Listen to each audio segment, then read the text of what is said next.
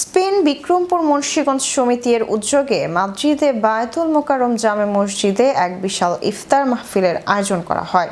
সংগঠনের পক্ষ থেকে উপস্থিত মুসল্লিদের শুভেচ্ছা জানান সভাপতি মিল্টন ভুইয়া কোচি, সাধারণ সম্পাদক ইয়ং রাজ খান কমল, উপদেষ্টা রাসেল দেওয়ান, সুমন নূর, জয়নাল আবেদিন রানা, ওহিদুজ্জামান ওহিদ, সিনিয়র সহ সভাপতি বাবুল কাজী, আল আমিন শেখ, সাংগঠনিক সম্পাদক রবিউল ইসলাম রবু, যুবরাজ খান প্রমুখ। ইফতার মাহফিলে ধর্মীয় আলোচনা, দোয়া ও মোনাজাতের মাধ্যমে দেশ ও জাতির কল্যাণ কামনা করা হয়।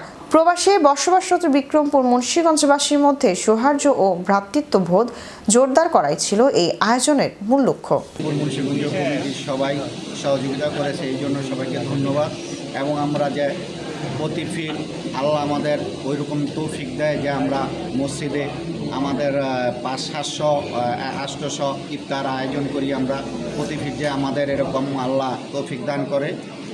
বিক্রমপুর মুন্সিগঞ্জ সমিতি অন্যান্য বছরের ন্যায় এই বছর আমরা সুন্দরভাবে আজকে ইফতার পার্টি আয়োজন করছি।